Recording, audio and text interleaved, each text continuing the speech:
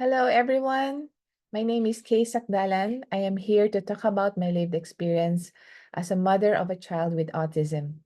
I have prepared a short presentation which I hope you will find as meaningful as I have enjoyed preparing it for you. So let me just share my screen. All right, there. So it's really an honor to speak to you today, and I have entitled my short talk as The Untold Story of Parental Resilience. You can see the photo of my family here and my daughter, Ria. I am a registered psychologist and an associate professorial lecturer of psychology at De La Salle University in Dasmariñas and Manila campuses. I also practice clinically in various organizations in both private and public sectors, addressing the mental health needs of employees. My students and clients call me as Dr. K, but most importantly, I am a proud mother of Ria, my 20-year-old daughter with autism, who is now an incoming grade 12 student at the National College of Science and Technology in Dasmariñas, Cavite, under an inclusive education program. So to be here, it's really an honor because we are also celebrating for this July's Disability Month. So let me begin with a story way back in 2005. Like many parents, I struggled to accept my child's condition.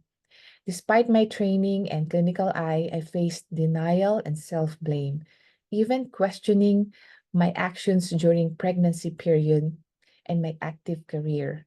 My husband and I fought, even to the point of him saying I am overreacting to the unusual developmental delays that I observe from my child. So for me to better understand autism, I attended a 3-day international conference on autism at the PICC, which was very enlightening and uplifting. In my journal, I wrote about the initial devastation and the subsequent encouragement I received that turned my fear into a challenge to explore ASD and contribute to the awareness, research, and education. Here's a lifted excerpt from my journal. Let me read this to you. When I learned and confirmed that Ria, our only child, indeed have ASD, it seemed as if my whole world was shattered. I feared that her future would be bleak. But thanks to the encouragement and support I received from people who expressed deep care and concern, I am no longer afraid, but rather challenged to explore this eccentric world of ASD. This learning experience has brought new hope and light that I hope to be part of in accelerating awareness, research, and education about ASD and other developmental delays. I am already tired of just being aware of her condition, having allowed myself to be on emotional roller coasters over and over again. It is time for me to get back to work. There are more productive things to do than feel sorry for myself. As Dr. Bowman said at the conference, it's a terrible way to live if you know your child has ASD and you're frustrated and still won't do anything about it. So I pursued a PhD in special education at UP Diliman to guide my child's educational journey. For me, each academic achievement was a step forward, helping Ria move from illiteracy to literacy, from dysfunction to high functioning. Acceptance proved to be an ongoing process, one that I continually navigated with my family. It's not easy as it sounds because parenting itself is very exhausting. We often hit this mark of experiencing compassion or parental compassion fatigue, which is defined as a physical, emotional, and spiritual fatigue that often takes over the parent and causes a decline in his or her ability to experience joy at home or to feel and care for child and himself or herself. As McCreight in 2013 suggested that parenting burnout, which can be confused with and can coexist with depression and with primary trauma. So we need to acknowledge that we too can be no longer effective when we start experiencing these symptoms. We need to take notice and seek the right help and support, which often requires lifestyle modifications and reevaluation of our priorities. So while working on my dissertation in 2019, I focused on family resilience, specifically how aging parents raise their child with ASD. During this research period, I was deeply moved by the extraordinary resilience and transcendence of parents I interviewed.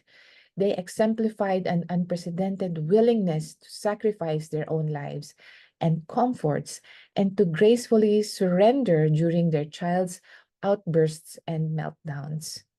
My research underscored the importance of resilience, not exactly on children with ASD, rather on the loving support and nurturing powers of parents.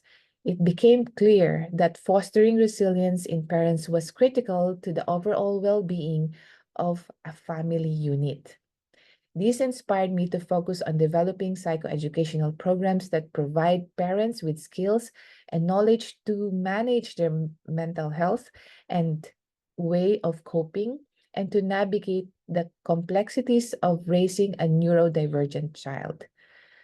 So as a result of my findings in my study, I learned that there are 6 elements of family resilience, which are faith in God, family solidarity, self-efficacy, ASD knowledge, perhaps disability knowledge for that matter, intervention, and community support. I am glad to have learned this, and I hope to continue to share this as a good reminder for families to keep going. Also, as a parent advocate, I have learned 3 important life lessons from raising a neurodivergent child. First is that disability is an equalizer. It transcends the background and status. So whether you are an expert or a celebrity or a person in a high position, whether you are rich or poor, disability chooses no one. Acceptance, therefore, is critical to effective intervention and personal growth for both parent and child. Number 2, pain fuels growth. Embracing pain as a catalyst for resilience turns adversity into strength. Our response to pain actually shapes our journey. Third, stewardship over ownership. Our children are God's gift. We are stewards, not owners. So they are God's properties. And we must trust in a higher plan for them, learning when to hold on and when to let go, testing our faith along the way. So we need a solid support from our family and community. Again, this is not about you, but it's about your child in order to be effective.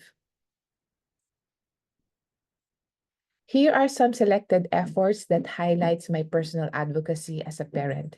To this day, I am dedicated to promoting recognition and appreciation of family resilience in the neurodivergent community.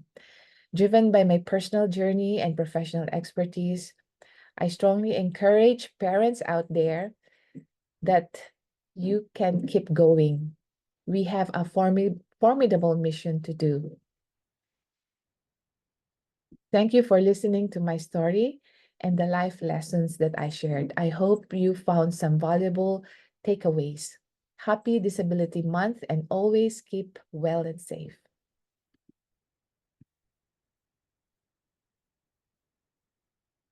Thank you.